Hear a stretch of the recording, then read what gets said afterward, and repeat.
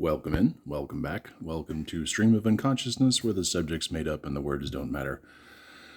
I don't normally do unboxing videos, basically just mostly because I can't be arsed, and also because who really wants to listen to an adult man open a $12 action figure online every day? So it gets a little bit silly. I mean, I collect what I collect, and I'm not ashamed of it, but you don't really want to listen to me waffle on about every single time that I buy something that fits into some weird aesthetic niche of my collection. Today was a kind of a special case. I did order the 15th Doctor set directly from Character Options. I realize everyone is doing this these days. But I thought it might be, since they came in such fancy boxes, that it might be a little bit of a neat thing to open them up on a video. So we'll go ahead and slide these out of their cases here. The Vortex editions. What we have here is the Vortex edition of Ruby Sunday and of the 15th Doctor. Just right away, it's very, very nice packaging, nice window boxes. The almost archive bookshelf kind of packaging was really very nice. Both come with several accessories. I mean, for Ruby, she doesn't use a lot of stuff in the show necessarily, and it is reflected in her accessories, where she's got her purse and a cell phone, although I do think someone pointed out that this makes the first time a Doctor Who action figure has been released with a cell phone as an accessory. The Doctor himself comes with the psychic paper, which I think is also a first. I could be wrong.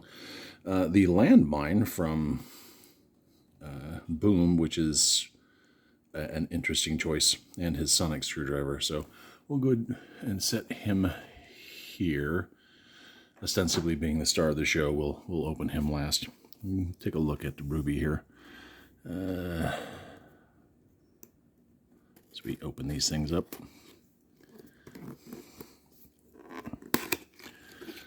One of the fun things about doing this thing on camera is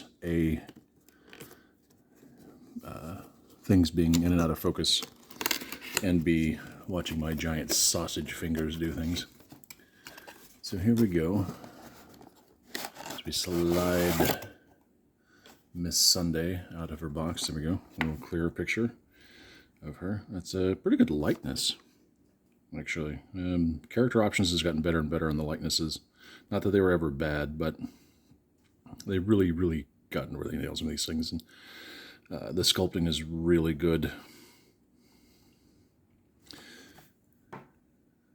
Go ahead and start.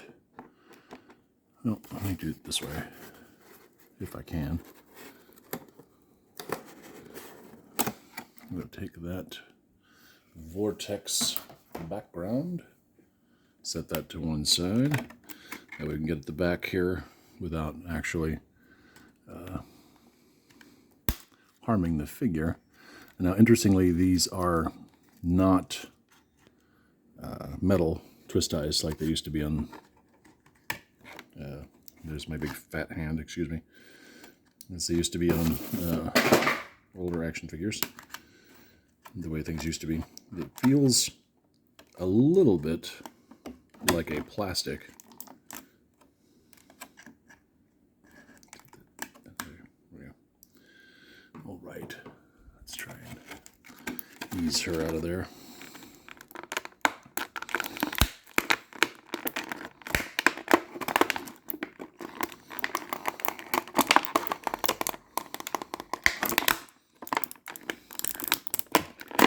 Ooh, she is quite firmly ensconced, but we have managed to free her. All right, so the usual amount of articulation that Character Options puts into their figures.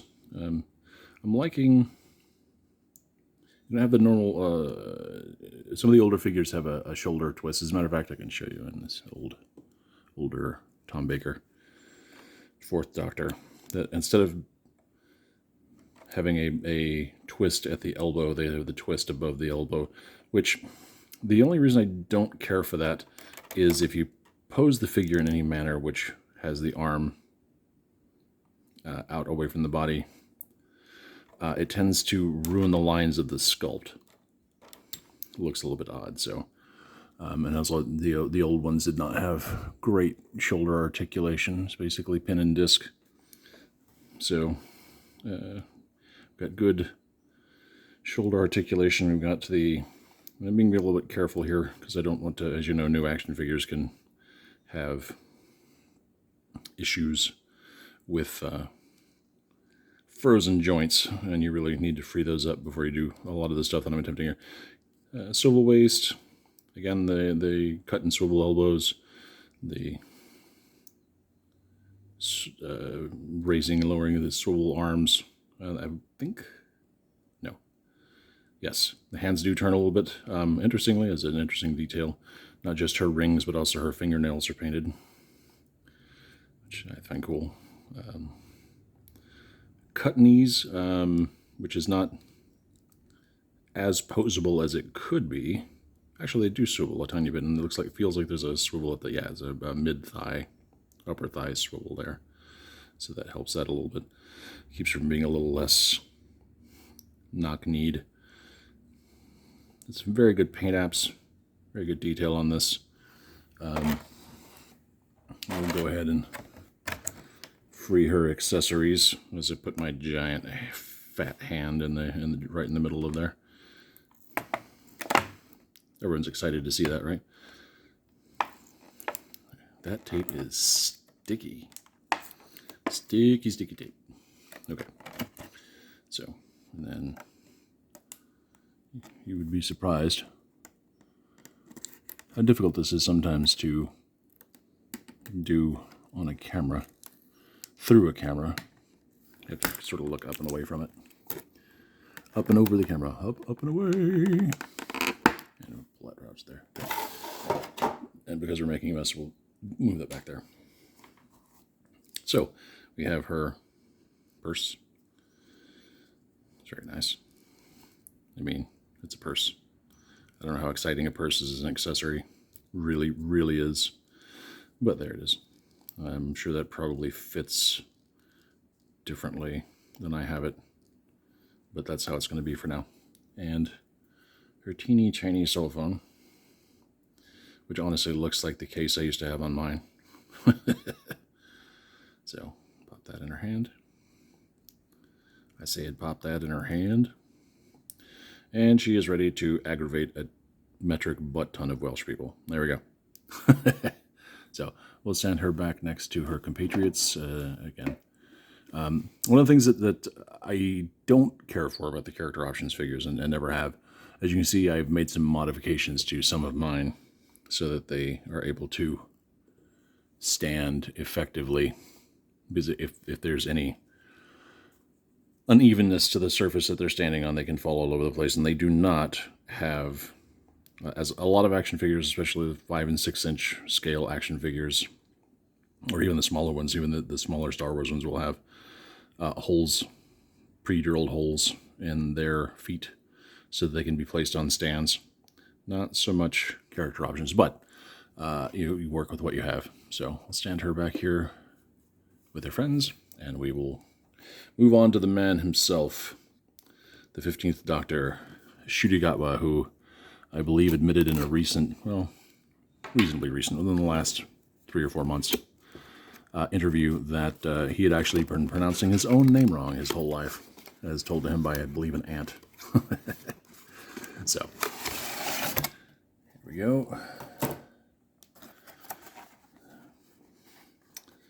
And there he is in all his 15th Doctor glory.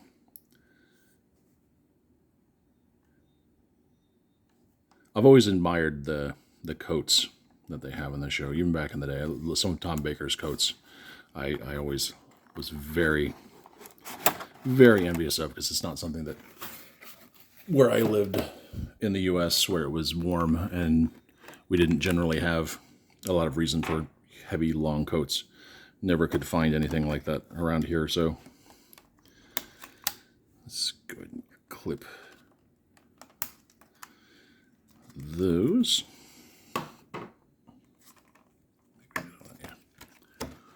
And we will press forward with the doctor. There we go. Oh, there we go. It was a tiny bit recalcitrant, but we have removed ourselves from the plastic. All right, again, it's got the newer swivelish and extendable shoulder joints, and the same elbow joint where we can bend and twist. The wrists twist as well. Good detail on the rings. Very well painted. In his multicolored orange shirt and the heavy coat.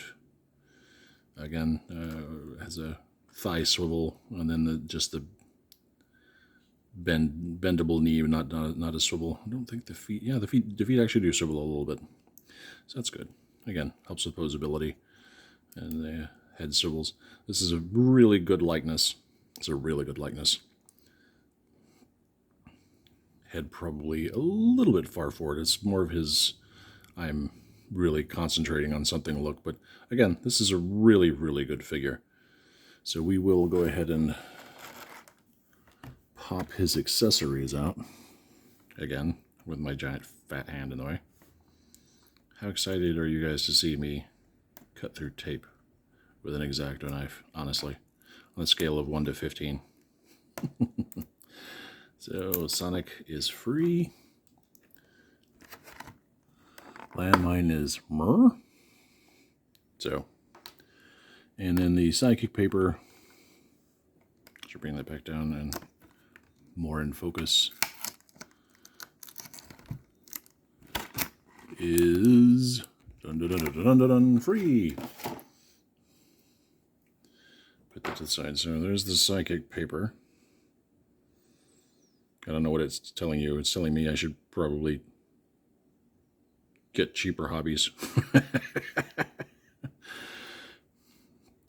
And the landmine itself, which is not badly detailed. I think it was a weird, I feel like it was a weird inclusion of all the things they might have included. The landmine seems like it might have been a little bit of a weird inclusion, but there you go. And the Sonic, the teeny tiny Sonic mouse, screwdriver. We will accessorize, which I'm sure both the Doctor and Mr. Gatwood would appreciate. It fits in his hand a little bit loosely. Gonna have to watch out for that as we put him on the display shelf. And then the psychic paper is not, he doesn't really have a hand per se for the psychic paper, so we're just going to stick that in there for now.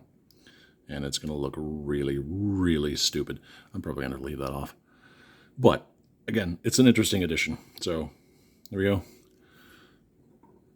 The Vortex edition, 15th Doctor, and Ruby Sunday.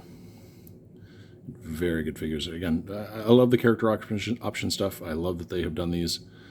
I appreciate the fact that I know at one point they were considering discontinuing the 5.5 inch. I'm glad they decided to continue with those and still make new, not just stuff from the new show. They're even still creating